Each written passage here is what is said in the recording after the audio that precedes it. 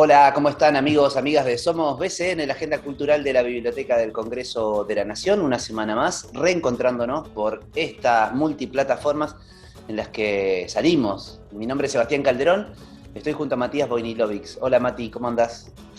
Hola Sebastián, ¿cómo andás? Hemos llegado al fin de abril, te mando un abrazo a vos y a todos nuestros oyentes y los que nos están mirando en realidad. Así es, bien entrado este otoño, ya seguimos en la modalidad virtual por el distanciamiento social preventivo y obligatorio, en un contexto con un incremento importante de casos.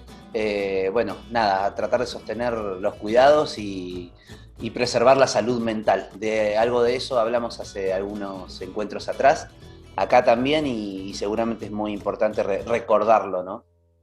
Exactamente. Bueno, ¿cómo viene el programa, el Somos BCN de este lunes 26 de abril, mi estimado? Bueno, también en la propuesta de seguir pensando esta nueva normalidad, yo estuve hablando con una compañera de la casa que también fue columnista de BCN Radio, con Erika Bianquet, ella es nutricionista, y van a poder escuchar nuestros oyentes, los televidentes, por decirlo de alguna forma, los que siguen estas producciones semanales van a poder escuchar algunas cuestiones vinculadas a la nutrición en este contexto de pandemia, ¿no? Donde, bueno, modificamos también nuestras conductas alimenticias. Usted me acompaña entonces a mí a un viaje por la paleontología, que me tocó hacer una linda charla, vamos a disfrutar, con el licenciado Mauricio Vigurrarena, que justamente va a haber una actividad en el marco del ciclo de comunidades educativas este próximo jueves, y así que vamos a trabajar sobre ese tema de la paleontología y esos puentes entre la ciencia y la fantasía. Excelente, bueno, está hecha la propuesta y están todos y todas invitados bueno, acá a acompañarnos en estas producciones que hacemos cada semana en Somos BCN, la agenda cultural de la biblioteca.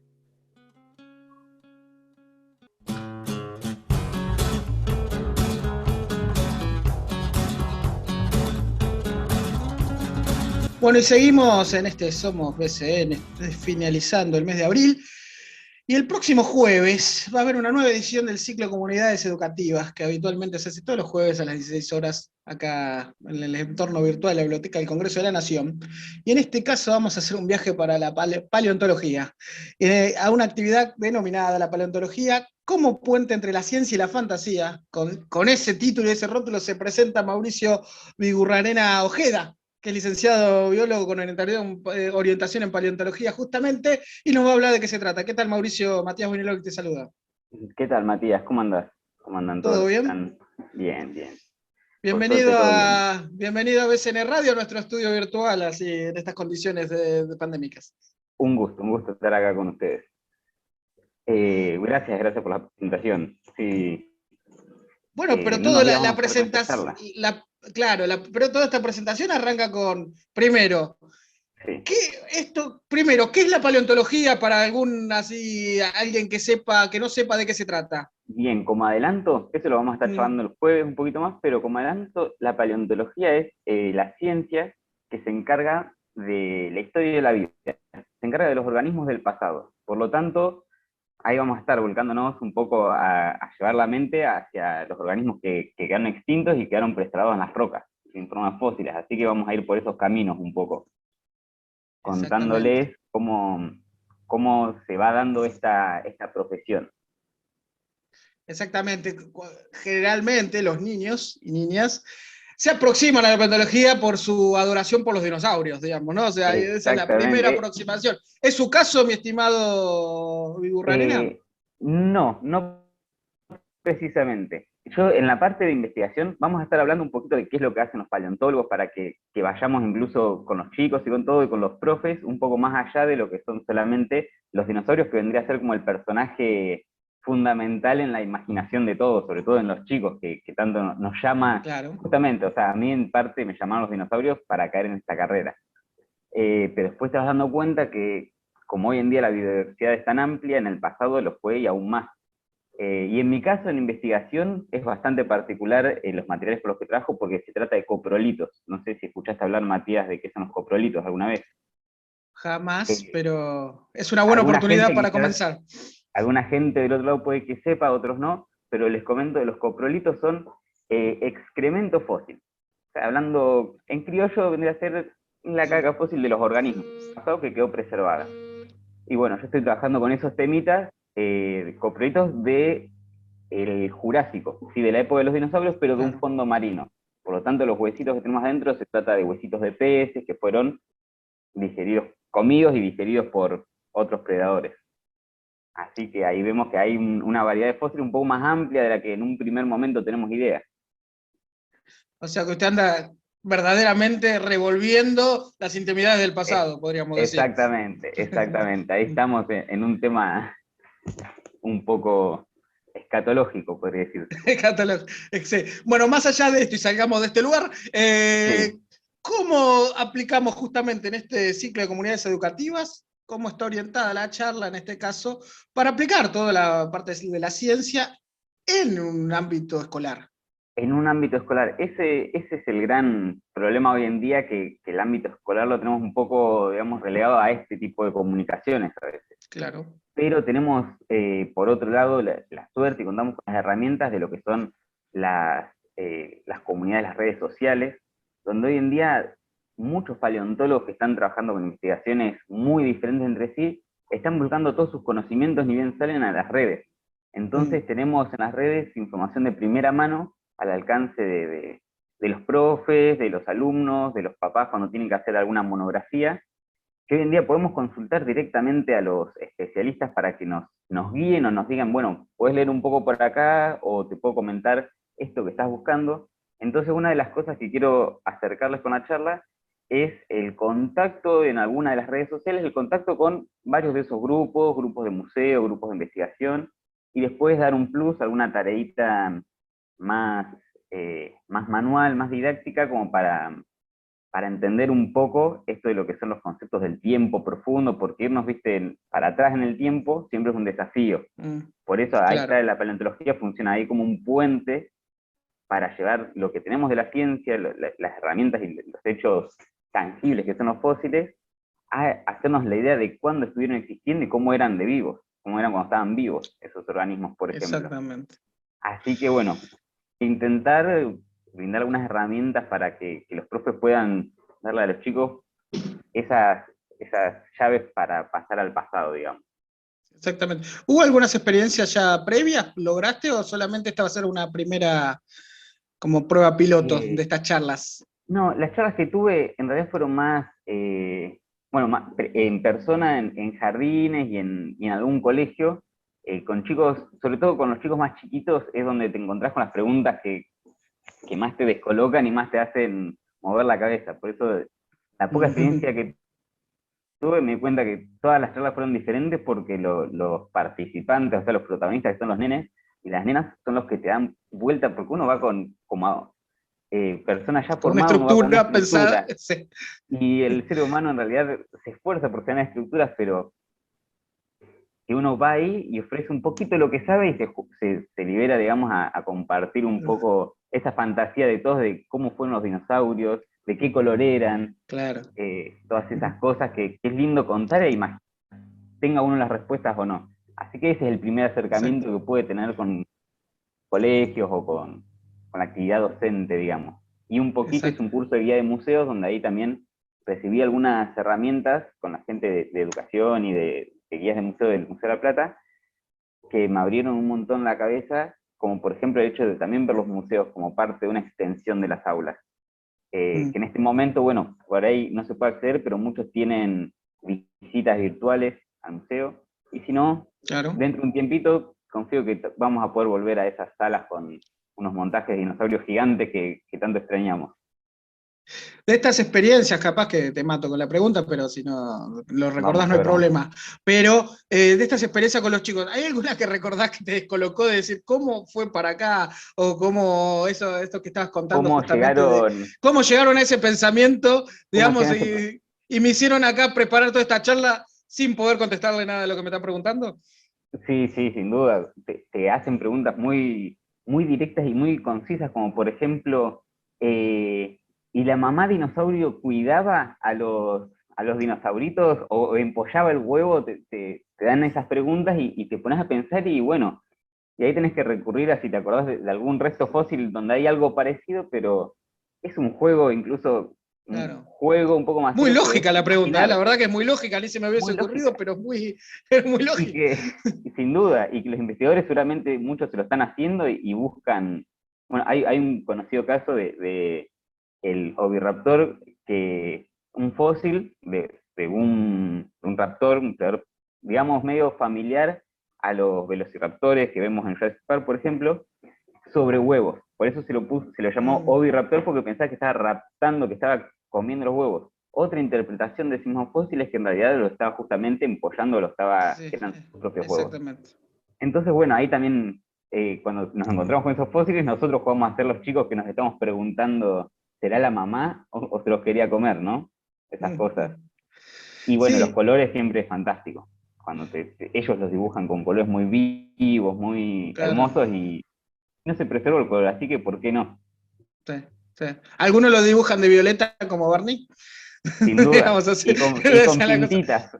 Y con pintita. Sí, sí. Espectacular. Mauricio, ahora te llevo a preguntarte, ¿cuál es tu formación específica?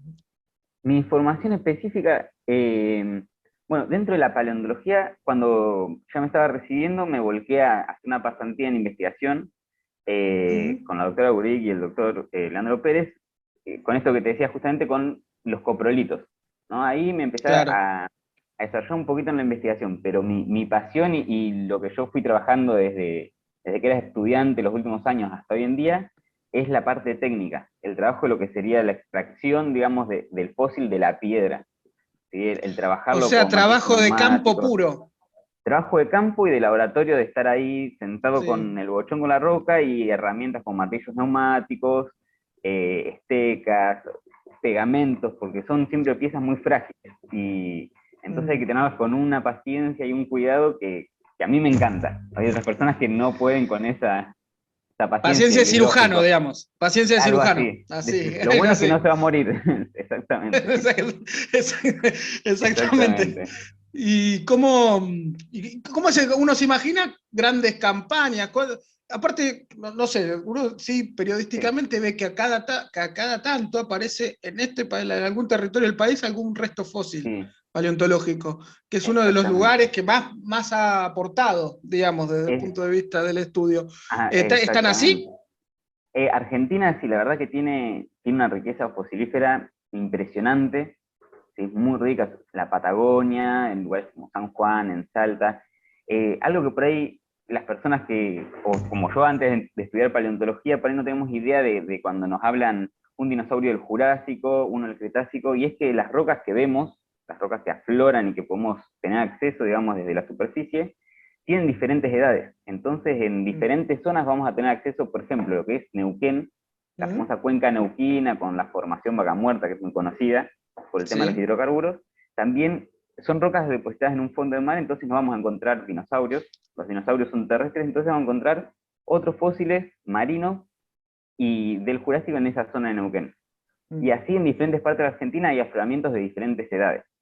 Y mm, también contamos en Argentina con numerosas campañas antárticas con enfoque paleontológico dentro del proyecto del doctor Marcelo Reguero, que también ahí se descubrió mucho y se sigue investigando mucho lo que era la fauna en latitudes tan australes, como claro. era esa fauna cuando era el continente Gondwana, en la parte antártica, que es difícil acceso por la cobertura de hielo, la distancia, la logística, pero sin embargo se hacen Mm. campañas muy, muy bonitas ahí en ese hermoso continente. El continente Gondwana, para los que no conocen, sería Es, ¿cómo sería? Una construcción claro, geológica sería muy antigua. muy antigua, exactamente. Con esto, bueno, uno pasa eso, ¿viste? Cae en dar cosas por sentadas, pero Claro. el continente Gondwana, vieron que las placas se van moviendo, se van separando un poco los continentes unos de otros. Millones de años hacia atrás, estaban mucho más unidos y el continente Gondwana estaría formado por Sudamérica, Australia, la India peninsular y la Antártida. ¿Sí? Mm, Esos estarían todos juntos y poco a poco se fue abriendo el océano Atlántico, mm. bueno, el océano Ah, Pacífico, y todos fueron, claro, separando un Sí, poco hasta entre llegar a eso la que hoy en día, conformación actual. exactamente, Claro. hasta llegar a lo que es hoy en día, que no están en contacto, pero antes era todo una unidad, podría decir.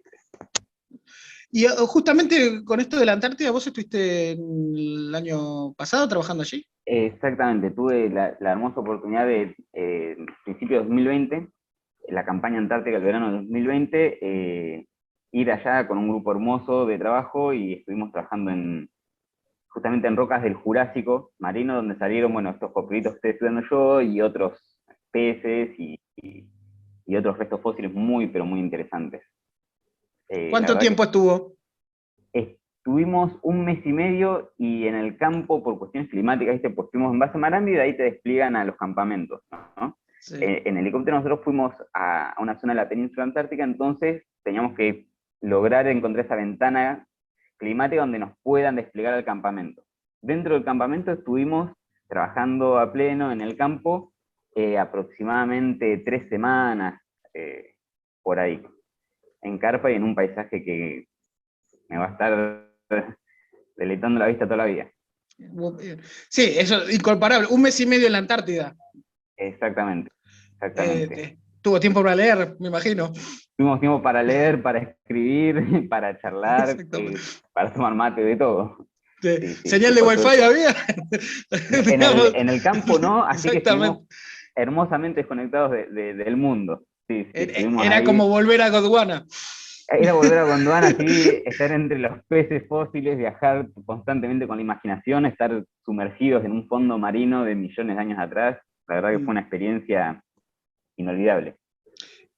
¿Qué hay de cierto que los arqueólogos o los paleontólogos que están de alguna forma relacionadas, que me Sí, imagino que son como multidisciplinarios entre la antropología, la biología, la geología, están todos trabajando juntos, que son exacto. bastante unas vidas bastante solitarias en los campamentos, porque van a lugares en general que hay que aislarlos, digamos, no es que uno necesite que haya demasiada gente ahí Claro.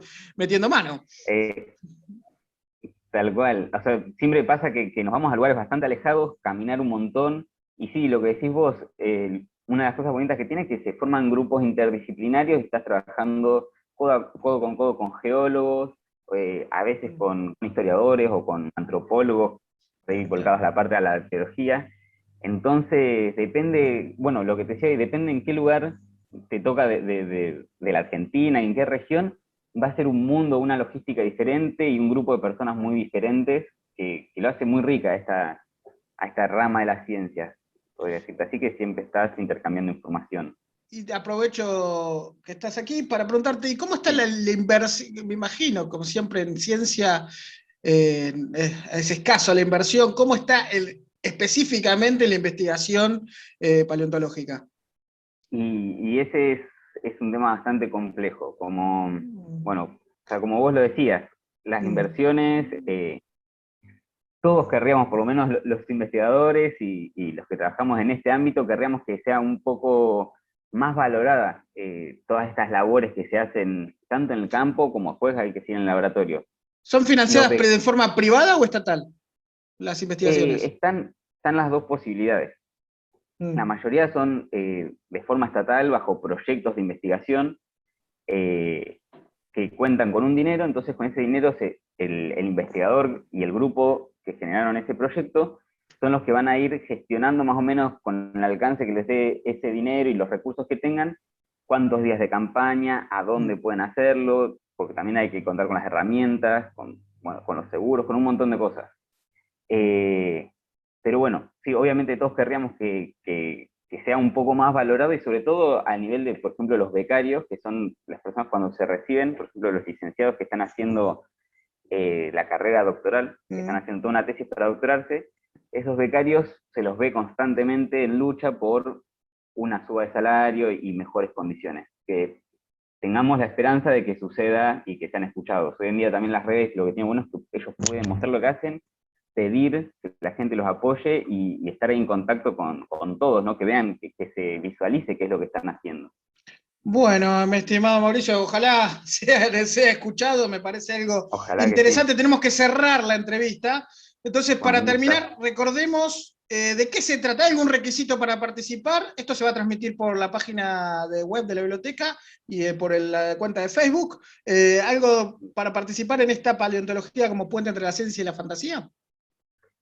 El único requisito es tener ganas de escuchar un poquito de las anécdotas, digamos, o de lo que yo fui más o menos viendo en este ámbito, y dejar libre la imaginación como niños. Entonces, si quieren hacer preguntas de esas que nunca se animaron a hacer porque uno dice por ahí, con 40 años, ¿cómo le voy a preguntar de qué color era un dinosaurio? Pregunten, suéltense y disfruten. Va a ser una charla muy, muy, muy generalizada. Voy a explicar muy brevemente qué es la paleontología, qué es un fósil, y después comentar más que nada las herramientas para que los profes y las profes le lleven estas ideas a los chicos que muchas veces quieren estudiar paleontología, pero no se animan porque no saben si hay salida laboral, qué es lo que hace un paleontólogo. Entonces, que puedan comentarles y que les digan que vayan para adelante, que si no les gusta la investigación tienen la técnica, si no les gusta la técnica pueden ser artistas, paleoartistas, ilustradores científicos. Es un campo más grande del que uno por ahí a primera instancia se imagina. Así que nada, ganas de escuchar un poquito de eso. Bueno, Mauricio, queda hecha la invitación y muchísimas gracias por esta charla con BCN No, Radio. por favor, gracias a vos, Matías, y a todo el equipo. Un saludo y nos vemos este jueves.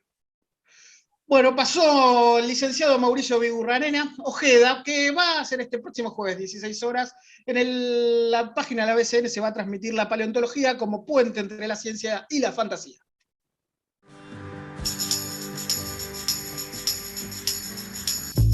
BCN Radio, la radio de la Biblioteca del Congreso de la Nación.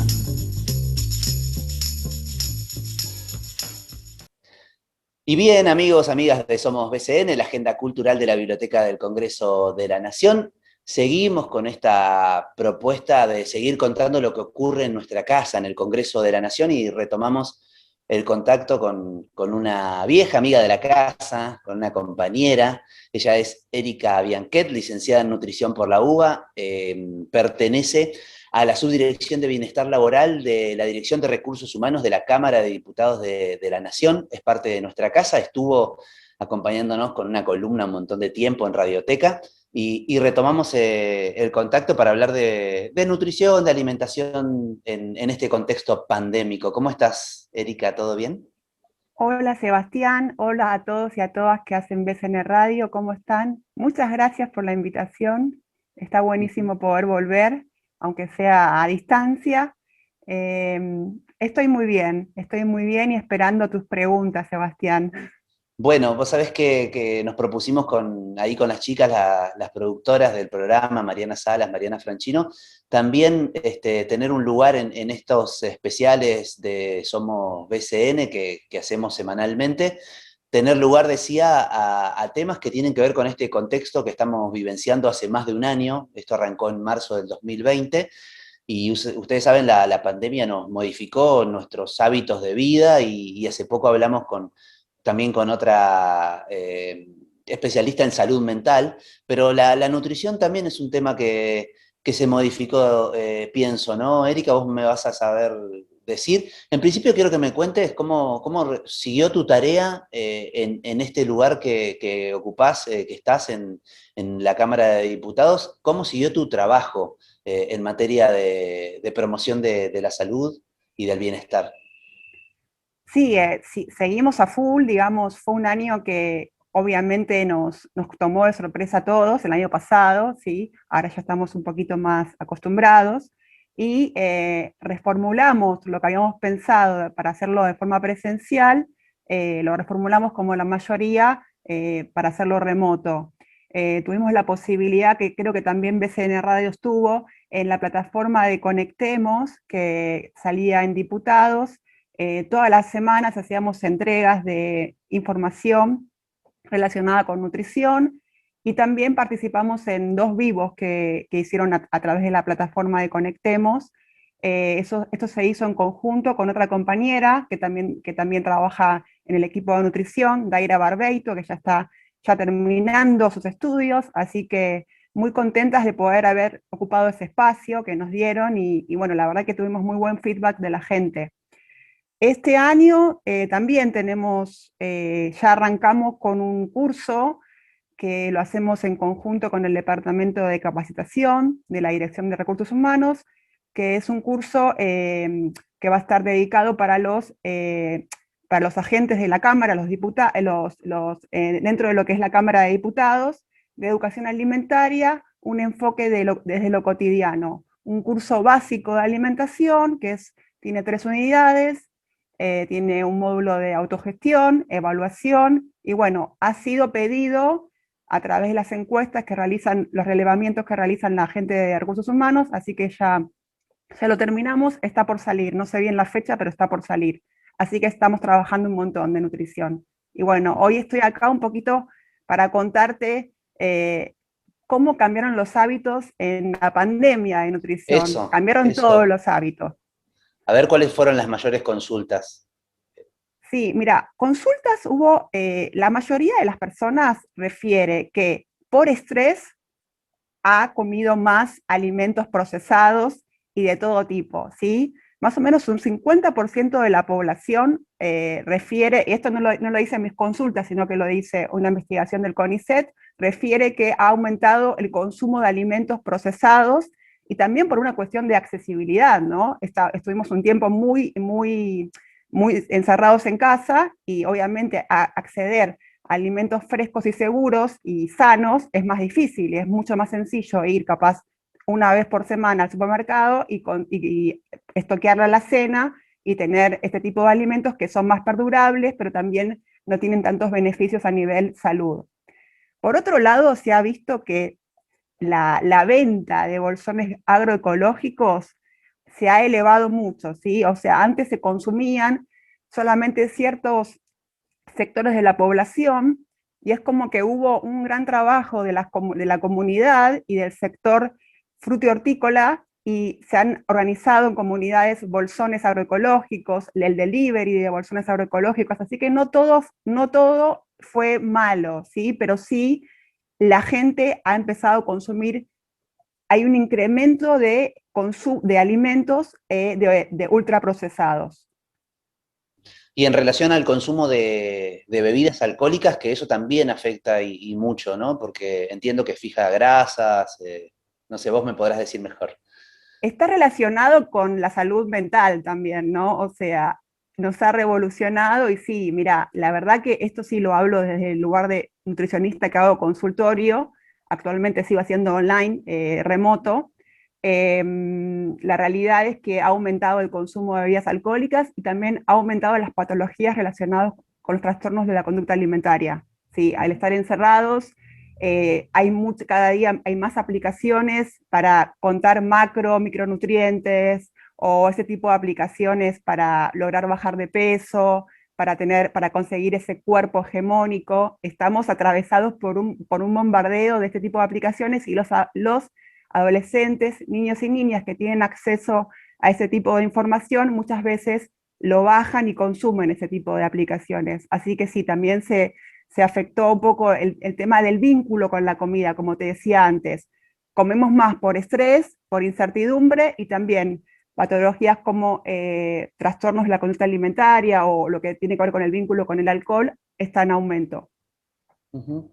A ver, te quiero preguntar por algo que también tiene que ver con el funcionamiento de nuestra casa, porque así como vos seguiste trabajando ahí en la subdirección a la que pertenecés, nosotros acá desde prensa también seguimos adelante con el proyecto de la radio y todo el trabajo de manera remota, desde estas plataformas virtuales. También la Cámara de Diputados siguió trabajando con algunas sesiones virtuales, después se sumó la bimodalidad con algunas sesiones presenciales o con algunos referentes de los bloques. Y ahí, en el trabajo parlamentario, también se avanzó en lo que es la ley de promoción de alimentación saludable, conocida como la ley de etiquetado, ¿no? Y esto Claro. tiene que ver un poco con lo que vos mencionabas, que pienso que es súper necesario que sepamos desde la misma etiqueta qué tienen los alimentos, sobre todo si se ha incrementado y tanto el consumo de alimentos procesados.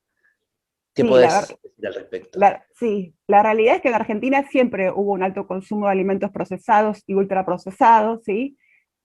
Con la pandemia, obviamente se incrementó, como veníamos diciendo, Pero el tema es que existen las etiquetas, pero nadie las entiende. Es muy difícil comprender una etiqueta, entonces por eso una de las partes de la ley de promoción de la alimentación saludable es el etiquetado frontal. Es una de las partes, pero es como la primera, es como la puerta que abre al resto, ¿sí?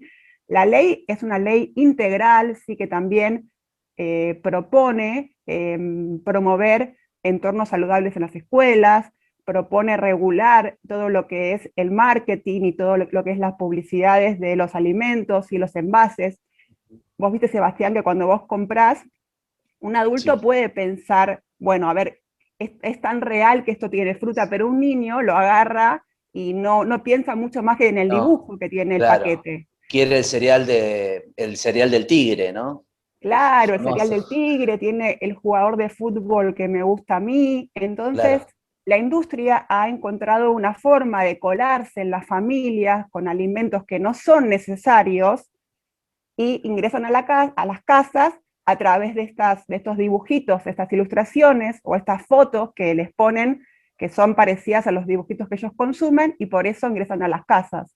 La realidad es que si vas a un supermercado, ese tipo de alimentos está en una góndola que está más o menos a la altura de los ojos de un niño. Si dices, esto está estudiado, lo hacen a propósito. De hecho, algunos supermercados tienen como un sistema de poner un chip para que vos libremente circules por el supermercado y ellos puedan después descubrir cuál es el mejor posicionamiento de góndola para después poder eso venderlo a la industria. Entonces, todo ese tipo de dinámicas que nosotros como consumidores no conocemos, que se dan, que existen, al tener un etiquetado frontal más claro, la propuesta son los octágonos negros, ¿sí? Porque es muy simple, ves un octágono negro, dice exceso en, todos son nutrientes críticos, después podríamos hablar de cuáles deberían de estar, sería otro debate, pero se sabe que seguro va a existir en grasa, en azúcares, en edulcorantes, ¿sí? Entonces ya con eso tenemos como una mirada un poco más clara para la población para poder elegir, porque realmente elegimos lo que comemos o nos venden lo que hay, ¿sí? Se sabe que uno cuando decide comprar algo tarda 6 segundos en agarrarlo de la góndola y ponerlo en el carrito. No es tiempo suficiente para que vos puedas entender una etiqueta. Nadie las entiende. Entonces la información tiene que estar más clara. Por supuesto que las empresas, muchas no quieren, ¿sí? Hay conflicto de interés, por Obvio. supuesto. Se sabe que, por ejemplo, en México, a raíz de la implementación de la ley, muchas transnacionales han reformulado los alimentos, ¿sí? ¿Para qué? Para poder lograr salir de esos sellos negros que los estaba poniendo como semáforo, este alimento es crítico en. Entonces, ojalá tenemos media sanción en el Senado que se votó el año pasado, en octubre, ojalá siga avanzando esta ley. Es una ley integral, como te decía, también propone que la currícula escolar se implemente también unidades de educación alimentaria, que hoy por hoy hay, pero no es suficiente.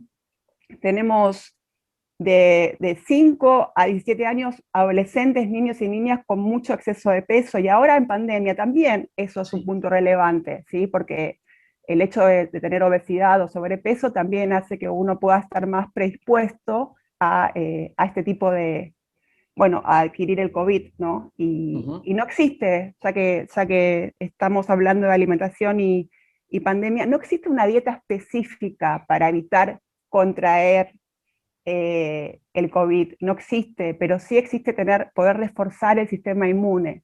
Entonces, esto lo hacemos quitando los alimentos chatarra, los procesados, o sea, volviendo a los alimentos frescos, seguros, sanos, soberanos, eh, Ujú. eso. Y estamos un Frutas, poco verduras, lejos, ¿no? claro. A ver, a modo ahí, como a modo de cierre, si se quiere, Eri, te voy a pedir que nos compartas algunos tips, algo que podamos tener en cuenta en estos días, en estas semanas, donde, bueno, la presencialidad de actividades se supone tiene que ser la mínima indispensable y la idea es que nos quedemos otra vez, como lo hicimos el año pasado, haciendo un enorme esfuerzo, lo más que podamos en nuestros hogares. Y bueno, entonces, ¿qué sugerencias nos haces a los grupos familiares para que, bueno, no caigamos en esto de todo el día frente a la pantalla y comer sin horarios, bueno, cosas que han ocurrido en el transcurso de este año de pandemia, ¿no? Sí, organizarse es clave, Sebastián, es clave, cuesta, pero es clave. Creo que también hemos recuperado un poco el hecho de cocinar en familia, ¿sí? La parte buena de la pandemia. Yo creo que eso fue principalmente en los primeros meses. Después como que todos y todas nos cansamos un poquito porque aparte empezamos a tener más actividades y no podíamos sostenerlo. Pero me parece que es clave organizarse, ¿sí?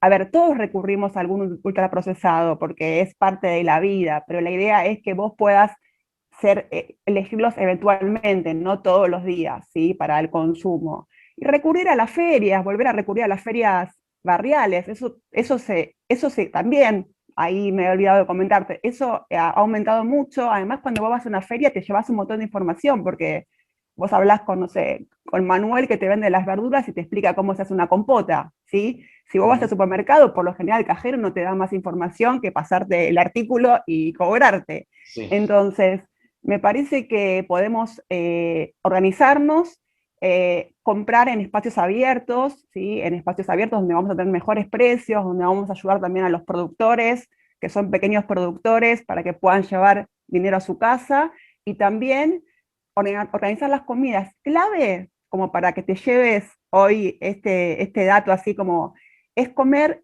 comida de verdad, la comida real, ¿sí? Que es frutas, verduras, carne, huevo, legumbres y semillas.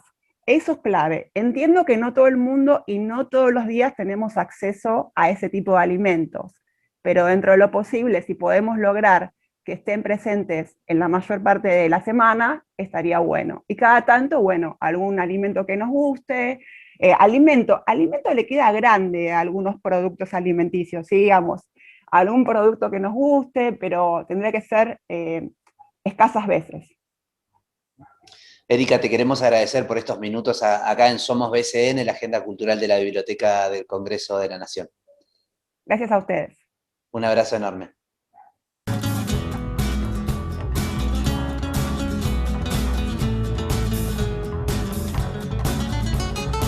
Y bien, llegamos así al final de este nuevo encuentro de Somos BCN, la agenda cultural de la Biblioteca del Congreso de la Nación, junto a Matías Bojnilovic, compartiendo actividades que ocurren en nuestra casa, en la Biblioteca del Congreso de la Nación. ¿Es así, Mati? Sí, hemos llegado. Lindo programa, ¿eh? ¿Le gustó? ¿Le pasó bien? Sí, sí, por supuesto, como cada semana, en este contexto, en lo que podemos hacer, cada uno desde sus hogares. Bueno, nada, tratando de sostener los cuidados que este contexto merece. Bueno, invitar a la audiencia, al público usuario de la Biblioteca del Congreso de la Nación, a que se interiorice de todas las actividades, que son muchísimas, y esta semana que comienza hay una agenda bastante cargada de actividades. Pueden ingresar al sitio oficial, que es www.bcn.gov.ar. Exactamente, bueno, y escucha BCN Radio por las múltiples plataformas que habitualmente uno puede acceder.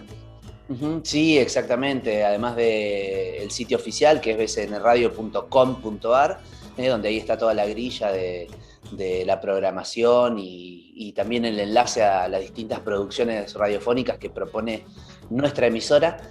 También nos encuentran en Spotify, en Spreaker, estamos en Instagram, estamos en Facebook Watch y también en el canal de YouTube, en todos esos lugares. Y por supuesto tenemos Twitter también, donde ahí va el enlace a estas producciones que realizamos.